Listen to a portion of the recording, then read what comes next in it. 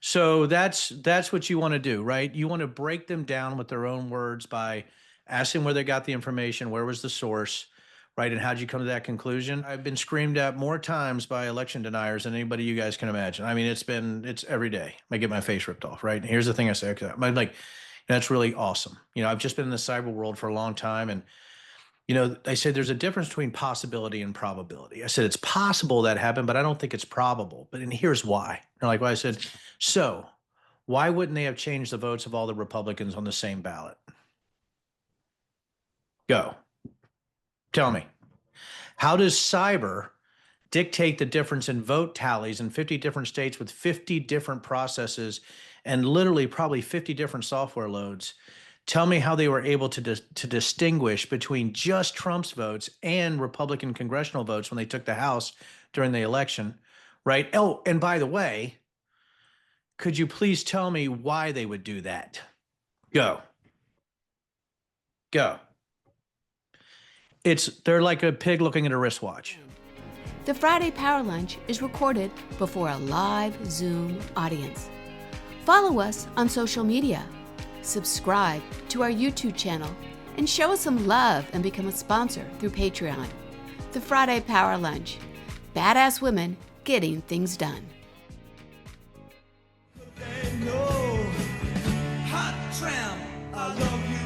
I love you so. All right, a lot of hot tramps in here. That's what we're saying. I'm going to say that sometimes you need rock and roll, you need a guitar, you need drums, and that's just the way you got to start your Friday. How are you guys feeling? After that, I'm feeling a little riled up. Riled up, right? I'm telling you. Yeah, no doubt. I've been kind of preaching, so we're all in it. We're all in for the hands-off rally down here. That's what we've been spending all of our time on. Been kind of preaching to our leadership, restraint, well-crafted talking points. We're going to be out there. We're leaders, and now I'm like, screw that. You're that rebel, right? Get a little wild. That's what I'm feeling. So Fennell, it looks like she's has a little bit of a containment collar going on over there. What's going on? You missing? That's right. I'm trying to contain myself because I've been talking a lot about the coochies and all kind of stuff. So I figured maybe I better try to keep it down low today. So, but I'm feeling really good. Like Carrie says, we have the rally on Saturday. On Sunday, we have the congressman, which I'm sort of chuckling about. When I did the runner show, I put in what they're supposed to say. So I'm sure that there's a whole bunch of protocols that I'm missing, but we're gonna go forward anyway. Yeah, so I want to just let people update them. Everybody that's in the room today, I know we're getting geared up. I got my hands off look, you got your t-shirt. I got Robin Warner made us all these great sashes, and they're coming down for Carrie and Fennell, because Fennell's talking about an event she's been organizing on the Sunday with Congressman Meeks and Congressman Bobby Scott, and our friend Antoine Seawright from Blueprint Strategies is going to be a special speaker. But Carrie has a great lineup down in Norfolk she could talk about later, as we say. But I wanted to clear that up, and that I have to say, you don't have your banner on. I know your husband was in the doghouse for throwing it out. So did you let him out of the doghouse yet? No, I didn't. In fact, I ran away from home. But no. Does he have monogram towels in the doghouse? Robin to the rescue. I know, Robin to the rescue. So Carrie and Heidi and others, you will have your banners because Robin to the rescue.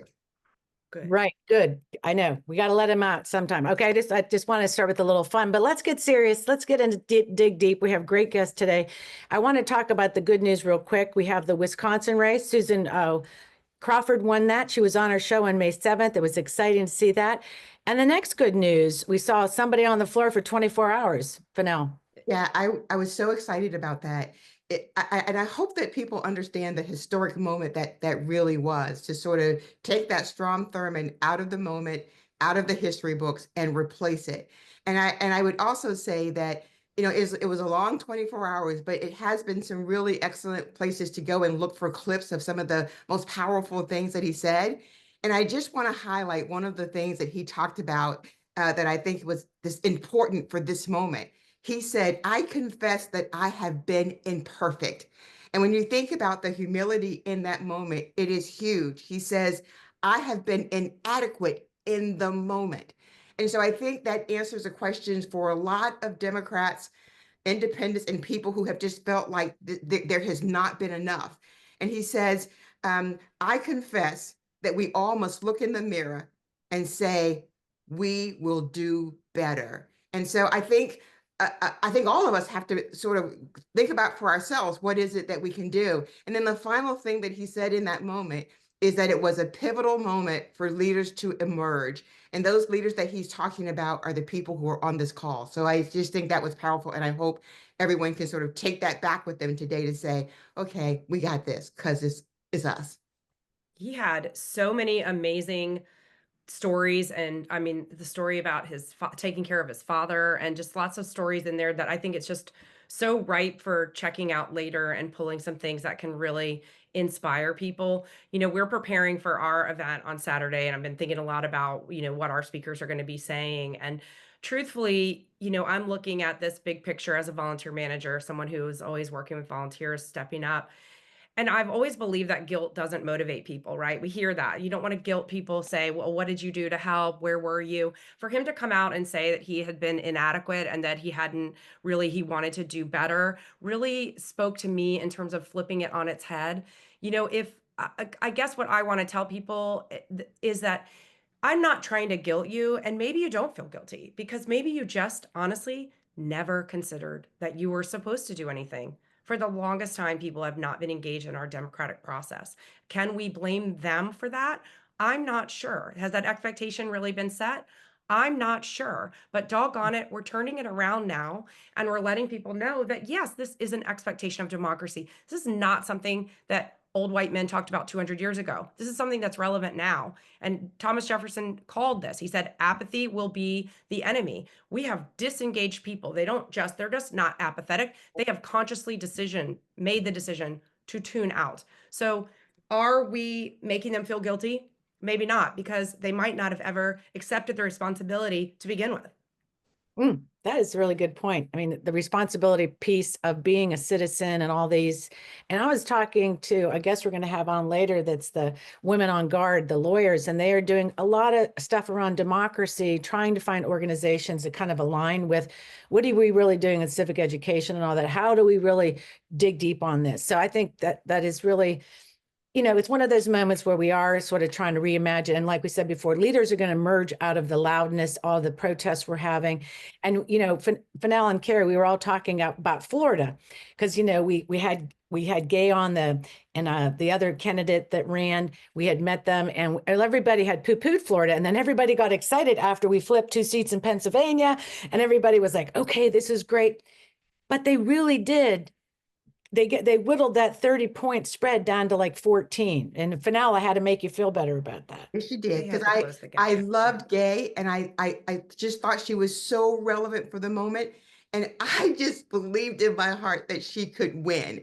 And I have to tell myself what I tell everybody else, that sometimes winning isn't the win. It is all of these other things that contribute to it that is just as big. And then the other point I'd make just about what Carrie was talking about for all of us, but especially for our leaders as well, is this thing that we call humility, which is really taking the time to move out of the way so that these other leaders really can emerge. So I think that's important. And I'm so glad that we're talking to some young activists today from 5051 Virginia about that, passing the torch, enabling and strengthening other leaders who are coming. We are going through some growing pains. We've talked to local groups that are going through growing pains. We've had an influx of members recently. We have to do better about building our own infrastructure and then turning around and helping the next group to build their infrastructure. Cova Coalition is stepping into a void down here. We didn't necessarily want to host tomorrow, to be frank. We don't do a lot of protests. It's not in our DNA. That's not what we've been doing. However, we stepped into this void because we felt like a lot of these other groups, they told us, we don't have the infrastructure. We just went from 10 to 500 in 2 months. I know. I can't wait to hear from them. So I want to get our show started because we have so much to talk about and the chat is going. I'm excited if people can put in what they're doing this weekend, where they're going to be, what they're going to bring, the dress code, whatever. We're going to get fired up, rebel. So I want to do a little bit of show business. I want to make sure that it's Network Nova Live. It's April 4th. And yes, you are on the Friday Power Lunch with the MCs that are always bringing you the weekly guests. They're telling you like it is. And we operate in Virginia across the nation. And we also like to make politics fun. We are a friendly community. Use the chat. We don't close it off. You can say whatever you can do. But if you're nasty, mean, nasty shit, we'll like Big Boss up there, will just knock you out. She just puts you out of the room. After chat starts after 1 o'clock, our favorite part, our community builder. If you're a guest, you can stay. That'd be great. If not, we understand. Just let us know in the chat. And Patrons, thank you very much for supporting our show. That's how we keep our lights on. We love you. And I hope we've been really trying to step up the Patreon favors and little notes of love. But thank you to our supporters. We had some recent one, Michelle Ward. And thank you for, she's given more. She stepped it up, and I'll put the long list of people that will in the chat. And we want to thank you. And next up, let's invite the guests. Rebels with a Cause, Saving America. This week, episode 14. I want to just say hello real quick to all the guests. Denver Riggleman. He's here today, former VA. You remember him. He's a former Virginia congressman. He was an advisor to the January 6th committee, and he's the author of The Breach. And if you haven't read it, it's the untold story, the investigation of January 6th, and it really made my hair stand up. So there's so much more he's been doing. I'm looking forward to talking to Denver. And then a favorite, Lynlee Thorne is here, political director of Rural GroundGame. Welcome, Lynlee. We were just there last week on her farm, throwing things in the fire pit and chasing ducks. So I'm so glad she's here today to talk about what she's doing. She and Fennell will have a really great segment on the Wake Up Virginia campaign. And then hands off, we have some badass new uprising organizers. Mia Woodhouse, she's the organizer and community outreach person for Virginia, the 551 movement in Virginia, and then Maggie Foote, organizer, community outreach. So we're so glad you're both here. We're excited for that. So let's get to some fun stuff here and bring up friend Denver Riggleman. Come on in the room. Let's spotlight him. Hey, I'm so excited to see you. I'm excited to be here, and everybody on here. This is great. If you don't know, Denver is also, his wife, Christine, is a distiller, and you own 2 distilleries in Virginia. And I love last time I saw you, you had given up being a Republican or a Democrat. You're like, I'm a distiller.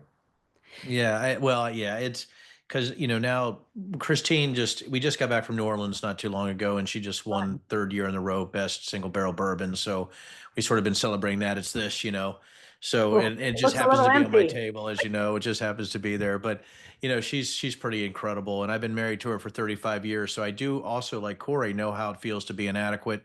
So just for everybody to know. So there you go. But yeah, it's been a hell of a week, and things are going crazy. But I want to give you an opportunity before we get into it and dig deep, is that, you are moving on from being a distiller, and you may have some news for us on a podcast that is coming your way. So tell us real quick about that, because I think that's really cool. Yeah, my background was actually technology and military. I don't know if everybody knows that. I was intelligence, did 6 major operations and war zones, and just had an incredible career. But there's another person who's also had an incredible career, and that's Amy McGrath out of Kentucky. And so Amy I think she was the first to fly into combat in an F-18 as a woman Marine pilot. I think she did 89 combat missions. So Amy called me and asked if we could do a podcast together, and that's called Truth in the Barrel. And she wanted sort of to combine the operational aspect of flight and bombing, and people who actually were on the ground sometimes, like I was, or did the planning for bombing bad guys, but also communications, electronic warfare, cyber attack, because I also have an AI company. So we're combining all of that into a podcast called Truth in the Barrel that concentrates on truth, facts, and bourbon. So we're pretty excited about that. And we need that more than ever right now. And I will say, yes, you were the former U.S. Congressperson in the Virginia 6th. No, the 5th. Virginia 5th. Virginia 5th. Sorry. Yep. I typed that wrong. Former Air Force Intelligence, founder of your company that it's RIG. RIG, Riggleman Information Intelligence Group. Right. Yep. Yeah. Great technology. And I love that we had you on January 6th with Elaine Luria, our congresswoman that's no longer in that seat, and what you did on January 6th, and those stories that, like I said, they're in their book, The Breach. So let's just get right into what's happening now. Like when you talk about your intel background and what you did even on January 6th, I mean, you brought out, you were able to trace a lot of those calls, figure out what was going on. And now we see this, this new administration. I don't even know what to say about it, the incompetence of it. And then lately with the Signal Gate and now the Gmail Gate. Let's just get into, first of all, as an intel person, as somebody cares about security in our country, what is on your mind when you see all of this happening? Oh my goodness. What's on my mind is who are they putting in harm's way and how are they destroying the United States of America's security and influence posture globally? I mean, and I know that that sounds, pretty incredible. But that's the truth of it, right? Is when you have somebody like a Mike Waltz or a Pete Hegseth on an unauthorized comm chat channel passing classified information and inviting people who aren't even in the classified arena to actually look at that information or to enjoin with that information, you got buffoonery. So now that I said the military, how I would say it in military language, the other side of it, right, and the civilian, just sort of translate as what the hell were they doing? Um, and I think what scares me is how this has escalated to doing the same thing of denials, blaming, lying, conspiracy theories towards Jeff Goldberg. But I think also you really have to look at the issue that now we know it's 20 signal chats, not one. We also know they were conducting official business on Gmail. And if we're in any other administration, they would have been terminated or would have resigned in disgrace. There is no argument on what they did as being either against the Federal Records Act or the Espionage Act. You just can't square it. No, and they don't, and they're not really backing off of that. They really, that's what I think concerning when I listen to other people too, is the lack of being able to tell the truth. And I think we're sort of way deep into that. So when you look at the military, you talk to people on the ground or your people. I know that we've talked to one person that's told us that they, on the inside, that they felt like the Pentagon was being destabilized, our military was being destabilized. Are you picking up anything that from inside whistleblower type stuff, or what's the feel of people like yourself that are connected? Let me tell you. So Amy and I both are still on signal chats with other military people, just to let everybody Right. know. Nothing classified. Nothing. Just want everybody to know. But I think the best example of what you're asking, and I think there's a lot of people on this channel, so I think you'll understand it, was I knew Tim Hawk, who just got fired last night, the Dernza director of NSA. I was introduced to him when he was a colonel.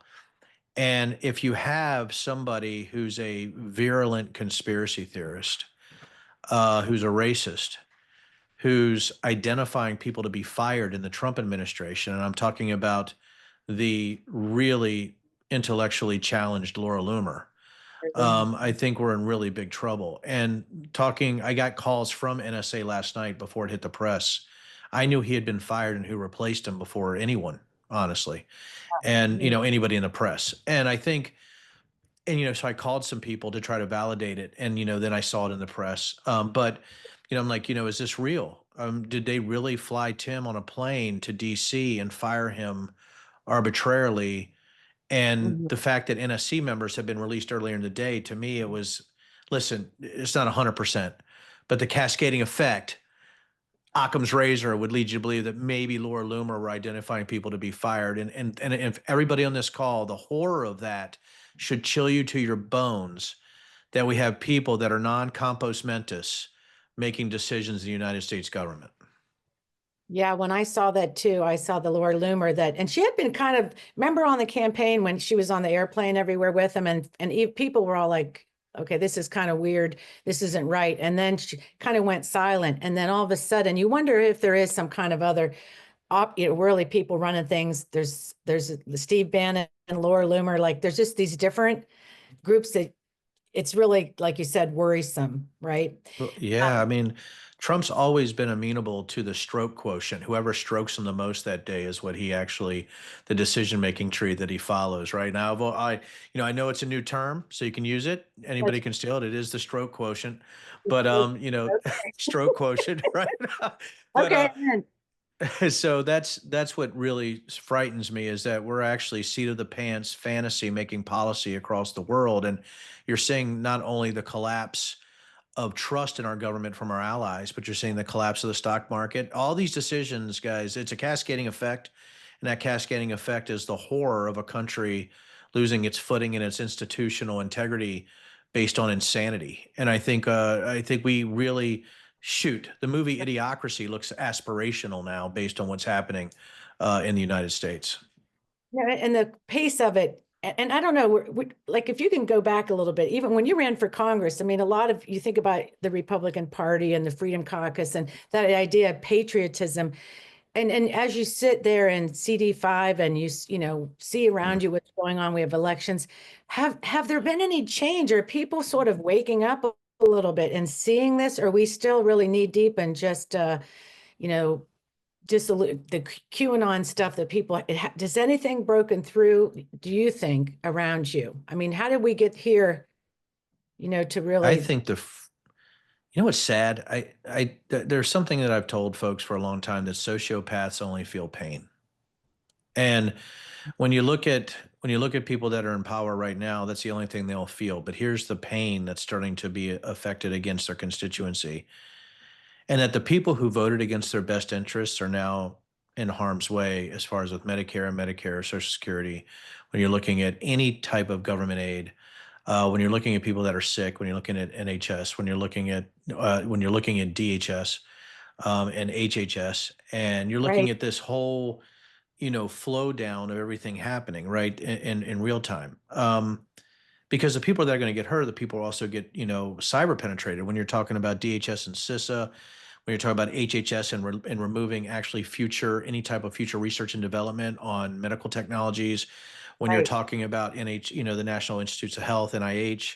So right, as you're going all the way down this line, I have to say that the very people that are reliant on government help and assistance usually vote Republican in rural districts. They're the ones that are going to get absolutely dragged in the next couple of years. Inflationary measures, lack of support, lack of right. financial support, lack of resourcing. I have to say, I think this is the one thing that I think might wake people up, but I'm still looking at the conspiracy theories Right. that are happening all the way across. You know, I don't know how we get out of that fantasy world in some respects. Like you said, some things do have leave a crack where you have to get open to get it in there, but you have to get ahead front of it, because what I find they do is they set these narratives around why things are happening and the blame. And then, like you said, it gets kind of wild. But back to the rural and the tariffs. And I know that that's been on the channels talking about that had Liberation Day, whatever you want to call it. It was really to see the stock markets crash. And what's really like concerning, like you said, is really what keeps us safe. Our partners, Canadians are, you know, he obviously the tariffs weren't against China. What we hit China, but it was like Russia, but where he didn't wage tariffs against. It seemed like the countries that you would think are not our allies, right? Like when he did that, but the destabilization in the market right now and those friendships, and it seems crazy, but it's going to hit farmers, it's going to hit prices, but in the sense of like the big standing across the world with the tariffs. And I'm thinking about even this war that in Ukraine. I know that's like a big question, but that alone itself also seems destabilizing, even for the jets you want to fly and where they get made. Well, it's right. So the dollar was weakened today. So usually when you see stock market, the dollar actually strengthens. Everything's reversed because Right. our policy is so bad. So, you know, I was in Ukraine in September. I'm heading back in a couple months to see what that sentiment is over there. But the effect comes from, if you're looking at Ukraine, right, and you're looking at our NATO allies, why would they trust us? No, there's that. Yeah, it's worried. Why That's would crazy. they? I'm looking at the chat in real time, right on the right hand side of my screen here. And while I'm looking at the chat, as he said, well, what about the, you know, the tariff rates were BS? Well, of course they were BS because they were made by a child, right? It doesn't even make it's just a simple mathematical, you know, equation that doesn't actually capture what's happening because you need nuance, experts, right, and people who are good at math, which we Yeah. don't have, right? So that's what you have, right? You have conspiracy theories combined with Mm-hmm. stupidity, Mm-hmm. combined with a person who's only making decisions for his family's best interest, and that's Donald Trump or his best interest. And he's capturing loyalists who have no business being in the positions they're in, that don't have the nuance to actually make those decisions or the experience. And then the people they're hiring, like for instance, Rubio hiring somebody who got kicked out of the prior Trump administration for being a white nationalist, the one who started the FBI conspiracy theory, Darren Beatty, who was a journalist for a far right trash mag called Revolver, is actually an undersecretary under Rubio. So now they're choosing people in these other positions, right, that are not only unqualified, we Right. almost can start to define them as maybe evil, right? Yeah. You start to say, maybe that's just a really bad person. And so when that happens, now what are our allies looking at? Are people internally or people that are Right. trying to take us seriously? They're saying, well, my God, right? Everybody over there is taking crazy pills. And there's no way we can trust that they're going to make good economic, military, or socio-political decisions. And I think that's the That's problem we're having right now with all the things happening simultaneously. Well, yeah, and with the tariffs, like you said, a lot of people, maybe the vote, let's just say 77 million people that voted for this, and people from other countries are saying something is really wrong with not just the top, but the American people, enough of them, something's just not quite right. So they invest in there. I mean, people need to invest money here. They have to have stability, reliability, and that's just not happening, right now. So it is really worrisome. And with the tariffs, somebody was saying today, an economist, that Trump's not taking into account is the goods and services. And the equation that they came up with doesn't account for like the services that should be equated in there. It's just like you said, just stupid. It's just stupid. It's just stupid. Stupid and There's evil. no, You're stupid and evil. And you got both of that. That's bad shit. Stupid. well, the scary part is stupid looks a lot like evil. The thing that I was saying earlier on the show, I said, stupidity is a terminal disease. Yeah. And everything that comes from bad policy comes from ignorance, conspiracy theory, stupidity, or even something worse. And that's specifically self-interest in a way that might be defined as evil or bad. Yeah. And, where they don't care about constituents of this country. And I think, listen, whether there's an old saying, right? Whether you get Mhm. shot on accident or shot on purpose, you're still getting shot. That's And the American constituency, we're getting shot right now. Yeah, it is. So on a note, while we roll out, is that I wanted to just talk real quick, just like maybe the last minute, about Virginia. Sure. What thinking about the elections? What I know you worked really trying to help Harris. You've been active in that. What's your thought on this Virginia election and what you think that you're going to be doing to kind of maybe lean in a little bit? Well, I wanted to run as an independent for lieutenant governor, right, for a while. But with my new AA company, it's tough. But there's some other ideas that I have. I wanted to run as an independent. But here's what I think is going to happen. First of all, I think for the first time, the fifth district is really in play for Mhm. somebody to beat McGuire, somebody who's taking selfies of himself at J6, but voted against the rural interest of the fifth district. I don't know if anybody knows the fifth. It's 65% rural.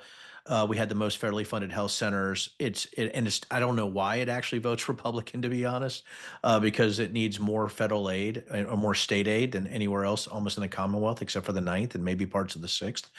But I do see Spanberger's probably going to win the governor's race. I think she ends up being, the actual nominee when you're talking this year. I do think next year, I think the Democrats need to find a very strong candidate to go against McGuire. I think maybe the Democrats have a big enough tent to bring in maybe somebody who's so down the middle, right, that they could go in there, right? And I'm not going to lie, I'm not going to tell you guys I haven't been asked by about 12 million people, right? So, To but run, yeah, right? but there's a lot of things going on right now where I think that people who might not think an R+5 to an R+10 district's in play, I think it is. I think it is. I want to bring Fennell Norton in because I know she wants to ask you something about the Uh-oh, group that we've been. This is Fennell. I don't even remember Fennell Norton, but I do. we were chasing you because you were in that Seneca group. What was it, Fennell? You Yeah. wanted. So yeah, you were in with the Seneca group, and we love Still them. in. We'll see. Yeah. So this is Yeah. our connection because we want them, one, either at the summit, or two, on the Friday power lunch. So we need you to do your thing. Oh, I can get Tara on here. Yeah, she's great. And she comes to the distillery all the time. So you actually, I mean, yeah, you would be, I don't think you all would be surprised how many people know each other and sort of now this sort of, I mean, we feel like we're like the Lord of the Flies, we got we got stuck on an island and we're Right. trying to be the good ones, and we're like, oh God, I think we're gonna be killed. I think Froggy's gonna get killed, But so or Piggy or whatever his name was. But Yeah. Right. so, We all I know. think that's I feel like we're all like our group are the little piggies of the world, or we're the people that are trying to run away from the people that are painting themselves in animal blood. But So yeah, but I would love to get her on here, and I that, will that absolutely try to make that happen. Yes. that would be fantastic, because I think what happens here is coalitions. We have to build coalitions. Yeah. And when we start to put all of our ideas together and people start figuring out stuff, because we're going to have to do something, because nothing is working all that great right now. So we've got to come up with some different ideas. Some, Yeah. we got him. Well, I know we have rural ground game on next, and I don't know if you're familiar with rural ground game, but they're out your way working a lot. Lynlee Thorne is here, so she's probably listening in because obviously all this rural stuff and who's going to hit the hardest. We'll talk to her about that. I saw that federal money that was going in the Southwest for all those jobs, all that broadband. It's really sad what we see happen in Virginia. So we got to keep It fighting. is. So fighting and drinking our bourbon. So let's dance out and thank you Thank so you, much Denver. for being Thank here. you all. Appreciate you. I don't even drink bourbon, but the bottle is so pretty. I want some. Yeah. Right. I get nice music. We'll bring on Lynlee Thorne, the political director for Rural Ground Game. We've got some really great things to talk about today. I will say, Catherine, with the conversation that you guys had, this was something that I looked up, and this was from Ulysses S. Grant. And he said, if there was another conflict threatening the nation's existence, the dividing line wouldn't be the Mason-Dixon, but between patriotism and intelligence versus superstition, ambition, and ignorance. So just saying. Lynlee, how are you? Thank you so much for being here today. Hey, Fennell, good to see you. Thanks so much for having me on. So you're in your car, you're traveling, but I just want people to see how genius you are. You've got your backdrop for what we're going to talk about. You're all positioned well. So I'm just saying, when you're in rural, you have to travel around the state, right? And that's what you're doing. So thank you for that. Yeah, no, thank you. We are on the road today. I'm gonna see some of you folks tomorrow. We are gonna deliver some of these rally signs and get those to as many folks as we can who are gonna be out in person tomorrow. And you and Denver, or Catherine and Denver talked about some of these cuts that are really gonna hurt Americans everywhere, but especially Americans in rural spaces really hard. And one of the things that I'm out on the road doing today, as soon as I'm off this call, I'm going to be shooting some video. We are going to be out with storytellers as we reboot our storyteller project this year, with the idea that we want to wake people up and make sure they're aware that this is happening, that these threats are happening, that these cuts are coming. But for those to really be real for people, I heard you and Denver kind of, or Catherine and Denver kind of talking about how do we break through? How do we make this real for people? How do we kind of shift their thinking? There's not really a shortcut for that. There is tremendous power in our stories. And, you know, one personal story that I think has impacted probably everybody on this call, and certainly millions of people across the world, is the story of a totally ordinary person named Anne Frank. And I know that is an incredibly heavy story and very dark, and I don't mean to bring that to this, but we're in the moment that we're in. And we can't wait. We cannot wait for a celebrity. We cannot wait for our politicians. We all have a role that we can play. And I want everybody to really feel grounded and powerful that your story, what happens to you, matters. And we want to get that out there. So that is our objective today, is to go out and capture some new stories to share. So let me just sort of reframe that based on what you just said. So this is the Storyteller Project. And we were having conversations earlier, Catherine and Denver were, about the farm, how it's going to impact farmers and how it's going to impact rural. And some of it is really complex in terms of how you think about tying this to people's everyday life and getting them to sort of step outside the bubble they are in because something is affecting them. And so when you think about the Storyteller Project, this is the way to break through the bubble, to get someone past perhaps, out of the propaganda, is to see themselves in a story. So talk a little bit about how you take these stories and tie them to what's happening every day with the complexity that people might not understand, but the story will. Well, Fennell, you were one of our storytellers. And one of the stories that you told in a 20-second video ad is the story about losing your father when you were very young. and the survivor benefits that come from Social Security being a real lifeline for your mom and you and your 3 young siblings at that time of loss. And that is the kind of story people need to hear. It can be really hard to change people's minds when we hit them with bar graphs and charts and data and facts and figures, which are really important and play a role somewhere. But what we really need to do is help people drop their defenses, become curious, and hear a personal story that can open them up in a non-threatening way to new information. And that is what we're out doing. We've got some really great data showing where the USDA cuts and the REAP benefits cuts are going to come. We have this organized by congressional district here in Virginia. So some of our trained storytellers are going to be out interviewing those folks so that we can get stories from them. And we're definitely prioritizing the personal impact of these cuts right here, so that when we put up a billboard, when we are doing texting communications, newspaper ads, that we are backing that up with these real personal stories that hopefully will, wake people up. And remember, y'all, 90 million people just did not show up to vote at all. And we have an enormous opportunity, but also burden in Virginia to prove that we can move these people and get them out this year and grow our coalition like we never have before. And that isn't just waiting for our candidates. I can't say that enough. Cory Booker stood for over 25 hours, and a lot of what he did was not just stand there and talk about himself. He told the stories of his constituents. He told the stories of American people, and those were the most powerful and moving moments of that, where he's saying to us, he's standing there because he's been asked to do more, and he's allowing us to lead him and model to him what we want to see. And that's what you all are going to be doing tomorrow as people are out taking to the streets. All of this is part of the same movement. These folks I live in a deep red district in Virginia 6. I can tell you right now, my member of Congress, Ben Cline, who led the Republican Study Committee, which is like the one org that started implementing Project 2025 before people even knew that that's what it was called. They're nervous. They are uncomfortable. They are going into hiding. We have got them on the back foot and we can't stop. So Lynlee, let's talk a little bit now that they're on the back foot. You had the sign up, Wake Up Virginia. And when you see it, you can't help but look at it. So talk a little bit about this Wake Up Virginia campaign and what it's going to look like and all of the layers that it will have that people like you and me and everybody around the phone can have a responsibility and a part in.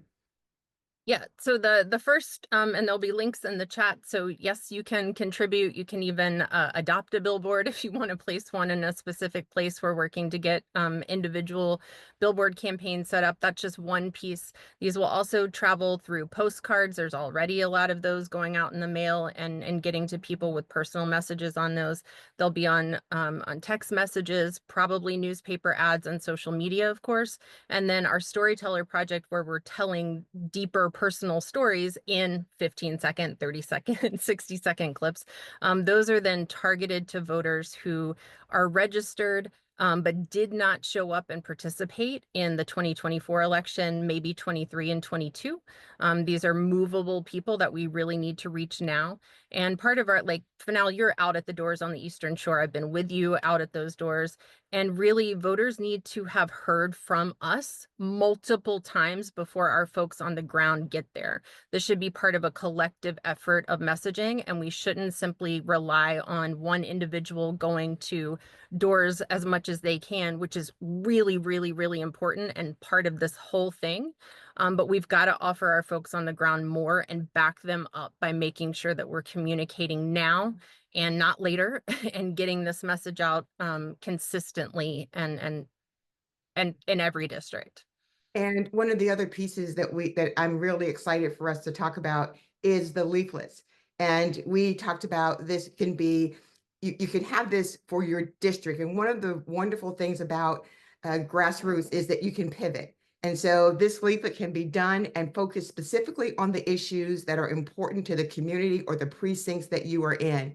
But they'll be really easy, and they will go right along with the big billboard that you'll see, Wake Up Virginia. They'll get postcards that say Wake Up Virginia. They'll see text messages that say Wake Up Virginia. And then they'll hopefully People will go door to door in front of the food line, in front of the Walmart or whatever store that you have, and pass out leaflets to people just like they did during the Montgomery boycott, to let people know that we are here and we care. We're not asking for your vote. We're just providing you information that you need to know about what's happening in this country. Lynlee, your final thoughts about what you've heard from Denver and Catherine, and what you want to leave folks with today. I just want to thank everyone here. This is a really hard and scary time. We don't get through this without coming together. And I think this space and coming to a place where we can check in on each other every week is really important. I think finding your people wherever you live is critically important. You mentioned, or Catherine mentioned, being at my farm with over 350 Virginia young Democrats, and some of us not as young, coming together around a fire and food and under the stars to just be with each other. This is hard, and it will likely get harder, but we cannot allow our children to see us not try and not fight and not communicate and do the work we know how to do. And if you're new to this, or you feel like you don't have the skills, I want to tell you right now that is not true. There is something that every single person can bring to the table. We have volunteers doing research, doing behind the scenes stuff that's perfect for our introverts. And then we've got lots of great stuff for our extroverts to do, and everybody in between. There's a place for everyone in this work, and I invite you to it. I have a question. Kat Rice in the chat said, is there info on the Wake Up Virginia posters for folks to turn to if they see your boards and want to be part of the solution? So I don't know if there's a driving link where we can send people for more information about the Wake Up. That's one thing I want to wake us up about. And secondly, I want to remind people again, we put the link in there. We want to raise money for this billboards. Hold that up again. I'm going to say to you, if you can hold it up for everybody. We want to put these across Virginia. Last time this audience, we were able to deliver a billboard or two. But we want to get the postcards out. We want to get the billboards up, because Carrie, what we were talking about too is, I think you have one down there, right? We've raised $1,000 and counting. We are on the way to getting a billboard. We want it near the military bases in Virginia Beach. We are on it. Well, we are also raising money. It's up to us, because I'm going to say that we talked to the parties and all this. They're not doing, we're doing it. We figured this out. We're going to start now. They're not coming to save us. Even if it's $5, $10, whatever you can give, we're going to raise money for as many as we can. That's all I wanted to pop in and say. And I'm so excited for the next segment. So I'm going to turn it over to Carrie. Bye, Lynlee. Yes, Thank you. it's another Bye, amazing Rebel. grassroots group. Thank you, Lynlee. Rebel, So I just Rebel. want to say, See you later. make sure you save one of those billboards for us, because we're working hard. I'm so glad she talked about making room for new people, because we are going to talk to right now two new people to the movement somewhat. They have started 5051 movement in Virginia. I'm happy to welcome Mia Woodhouse and Maggie Foote. We talked, and so much has gone on since we talked. This is just a little measure of how much has gone on. I had to go back to my old notebook to find when we talked last. That's how much stuff has happened. I had to start a new notebook since the last time we talked. How's it been going, ladies? It's great to see y'all. It's been going well. It's great to see you too. Yeah. Like you said, it's been crazy. I can't believe it's only been how many weeks since the inauguration. This has been like the longest for real time in my life. But if yeah, you're dog years, we need Trump years. I know, seriously, it's crazy. But yeah, 5051 has been growing like crazy. So we look completely different than the last time you saw us. We have a lot of new members, and yeah, it's really ramping up. Yeah, and honestly, the growth has been not only inspiring, but just a little relieving. I think, when we started doing this, the head organizers were kind of in every single group, kind of doing everything.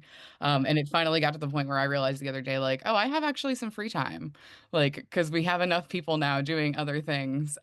So to see people kind of rise to the occasion, so that we're not totally overwhelmed has been really motivating. Yeah. Right. Yeah. I think that speaks to your leadership, to share that leadership. We talked about that a little bit, and it's hard, especially at the beginning, because you feel like if I don't do it, nobody else will. So it's easier for me just to do it rather than cultivate the leadership required to get someone else to do it.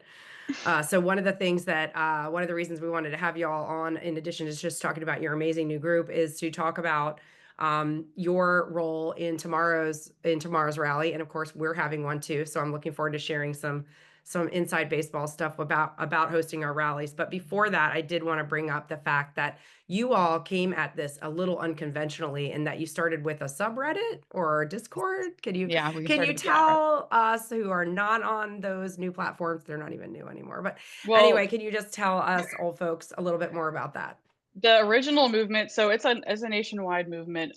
So it originated like this. Somebody on Reddit said, we should all get together and have a protest, all 50 states, 50 cities and 50 states in one day, like at the state capitals. And it just blew up. So everybody took the lead in each state. One person would take the lead, at least one person. And they were like, okay, I'll just plan a protest, I guess. Like, let's do it. So I found out about that and I was like, okay, who's doing the Richmond protest? And then I found like this kind of sketchy website called Card. I mean, it's not sketchy, but I'd never heard of it. And I was like, okay, this is the event posted. I guess this is it. I couldn't figure out who the organizer was or like what, if this was legit. And there was a lot of talk about like, oh, this is like this is fake. It's a trap and we're all going to get arrested. But we took a leap of faith and me and Maggie went, we didn't know each other at the time. And turns out it was amazing. There was news there. There were hundreds of people there. And it was organized by a middle schooler. Wow. She's amazing. Wow. Yeah. And so we were like, okay, so we are really just doing this. This is very grassroots. We are all just like coming out of the woodwork, people that have never done this before. So then we formed kind of a small group. I made a signal chat because I didn't know that if there was one or like how we're all communicating. Then Maggie joined that chat and then we found out that there was a slightly larger signal chat already made. So we all grouped together and then there's now a Discord, which is basically like a fancy chat room with like all these different channels. And that's where we do most of our planning. And that's where people can join. Yeah, people can join and say like, oh, hi, like an introduction and just say like, I don't really have any skills, but I'm here to help. Or I just here to do online stuff. I don't want to do anything in person. So we have like online calls to action. Or I'm a writer or I'm a photographer. Like, how can I help? So it's a really good way for people to just get in and then immediately start volunteering because we'll always find something for somebody to do if they're willing to help. I think that's really key. I do. Just comparing notes here a little bit. We have a local group here who has said, we went from 10 to 500 plus in 2 months and we cannot keep up. I mentioned earlier today that Cova Coalition has kind of jumped into the void because we do have the infrastructure, thanks in part to Network Nova, who has helped us so much getting off the ground and giving us the infrastructure that we need. So we are all kind of working from the same, we're kind of building the airplane as we fly it, which is a lot of what Delegate Glass used to say about her office when she had to report to Richmond 24 hours after a special election. So we like to say that. It certainly is. We're building the plane, we're reading the manual, building the plane and flying it at the same time. Quick question. I guess I'm really interested in this infrastructure talk. And I've talked with Fennell and Catherine about doing something at the Women's Summit to kind of help almost as a workshop to new groups, helping them understand like that infrastructure and what is needed. So I'm asking you here, getting you on the record, can I count on you two to help me do a workshop at the Women's Summit? Wouldn't that be fun? We've been discussing it. I really think that would be cool. I think we could probably pull that off. I think it's mostly a matter of honestly, like, what are your guys' needs in terms of that? I know that you had mentioned doing something with like digital literacy. I think that I are both pretty strong in that. Well, let's workshop that. Let's workshop our workshop and we'll get it up there. We'll do the form. There's a form out there. Any of you all have ideas for doing workshops at the summit? We'd love to hear it. You got a great speaker idea. We'd love to hear it so we can make sure that we are being responsive to everyone's needs on that. So tell me, here's what I'm thinking about tomorrow, because we're organizing our events. What I used to say when I taught a lot is that it's a mountaintop experience. And the problem with the mountaintop experience is that you have to come off the mountain. Yeah. Right. We have to engage these folks after tomorrow. It's imperative. We have to help them understand that activism is 365. What are your big calls to action after tomorrow? What are you doing? We have a couple things kind of in the works. One of the things that I'm really passionate about that is how I ended up getting more involved is accessibility in terms of activism. there are a lot of people who either are disabled or they have like sensory issues, or they've got young kids they're just not going to come to a protest, or they can't. They don't feel safe. They don't feel comfortable for whatever reason. So trying to create events that are not strictly protest related. I think that there's no really wrong way to go about thinking about what a protest can do. For me, the protests are kind of a engagement gateway. I want people to feel excited. I think that they're really cathartic, and I think that they're really engaging. And then there's that point of like, okay, now you have people hooked, right?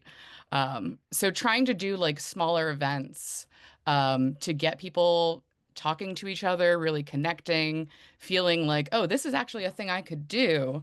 That's kind of like a two-way, a two-pronged method. Because you'll get people who come to protest and then they're like, I want to do more, come to these events. And then you'll also get people who are afraid to come to protest. They think that they're scary. They go to a smaller event and then they're like, oh, okay. This actually Yes, like more relational. this is more Yes. relational, and like maybe I do feel okay going to a protest. Yes, Yeah. I mean that is the key as far as I have experienced in most volunteer organizations like Girl Scouts, PTA, you name it, church. 30% of the people do all the work. That's the Pareto principle. Everyone's used to it. I will say with confidence, 12% of our membership actually does something. And Yeah. it's a little, it bums me out a little bit that a lot of people coming tomorrow will pat themselves on the back for showing up at a rally and then they won't do anything after that. Sorry, Yeah. my dog is making his voice heard right now. Sorry. I mean, they can even post, pictures of signs on social media or make a TikTok or do anything, write a postcard. There's so many things people can do, and I don't think people realize that little tiny actions can really build up. Like somebody who's not involved in activism at all might see something that catches their eye and just sort of start paying attention. I mean, if we make a big ruckus tomorrow and we're on the news, somebody's going to see it and like maybe look us up. We have a website, we have every social media well, we don't have Truth Social. Sorry, Denver.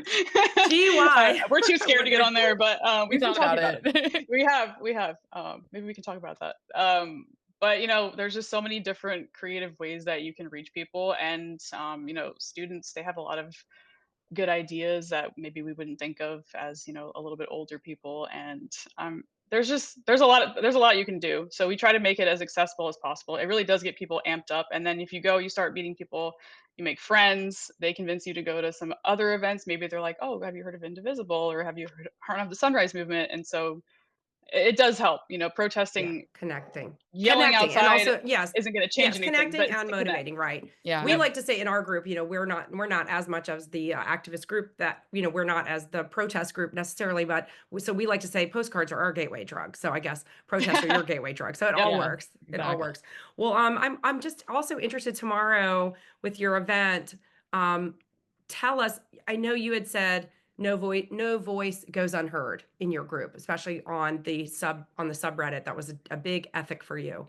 We have found some unintended consequences with that. We would Yeah. like to stick with that ethic, I will tell you, but there are unintended consequences. For one, there are pretty much anyone on hands off can just register to host an event.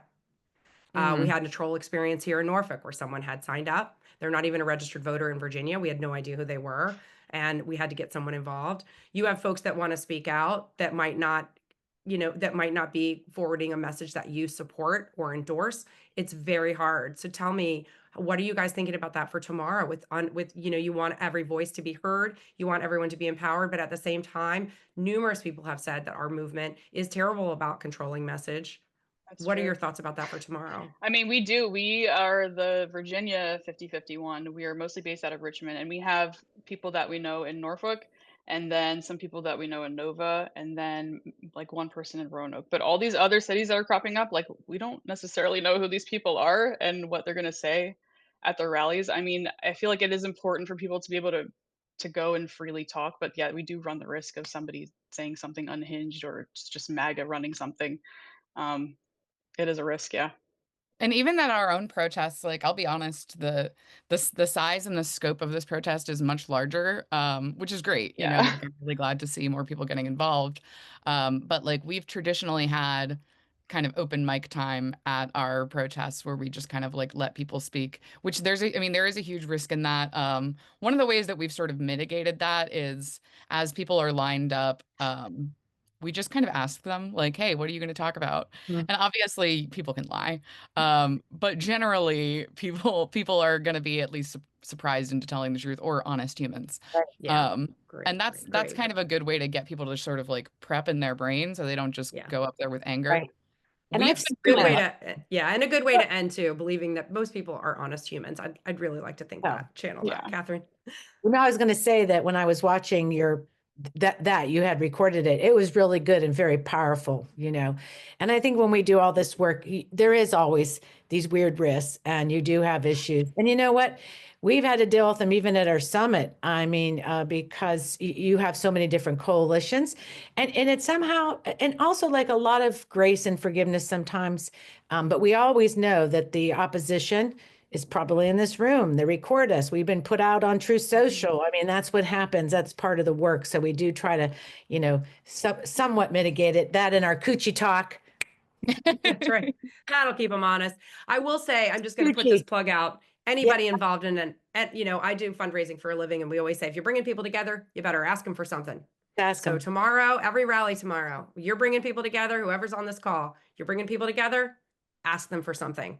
That's the best That's thing we can great. do tomorrow. I Yeah. think that's good. And Mia and Maggie and Fennell, I wanted Yeah, to. I was just going to say that, you know, when we were having this conversation about people being there tomorrow and you actually have the opportunity to have their ear, it really is the power of the why. And so if we can get the power of why we are all here, whether it is to people at the rally or our friends or our family, people watching, that will tell people why we're in this movement. So why? Right. Why? And why they I should know. join us. I want to say thank you to Mia Woodhouse and Maggie Foote. Tomorrow's going to be awesome, and it's going to be powerful. So, Gonna you be know, great. I'm looking forward to it. I'm looking Thanks for forward. having us. Yeah. Let's Good go. job, you guys. Rebel. We'll look for the pictures online. Show your pics. I love you. Sorry, Maggie. Great. Okay, Thanks, y'all. Okay, so we are at 1. I'm so glad Denver's with us. When we roll over to the after chat in a minute, I got some, we're excited what our guests stay. So let's wrap up. I want to remind people next week, Rachel Bidikofer is going to be here and then I think, yeah, Rachel Bidikofer is going to be here next week. I'm very excited about that. And then I want to say thank you to our patrons. Make sure that if you're following us on our YouTube, we have great YouTube content. Make sure you're subscribed to our Substack because we really work hard on that. And our recaps are always awesome. And thank you to our supporters. And I'm trying to think of anything else before we go over. Well, I will say, y'all, I can't be in the after chat. I got my rally to finish planning and my press releases to send out. So I just want to say to Denver real quick, listen, we tried to get national security people on the stage for tomorrow down here in Norfolk. It's a very big deal, our military community. They were frightened. So I want to honor your bravery, and I appreciate you so much, and keep up the Thank good you. fight. Yeah. All right. Thank you. Thank you so Right. much. Thank you. So folks, stay with us. We're going to roll credits so we can take a quick break, stay in the room and stay for the after chat because that's where it really does happen. Dennis, do you want to go ahead and share the screen? Let's go. Thank you, everybody, for being here. Hands off. Wait, hands off my rights. Money. Hands off my Gucci.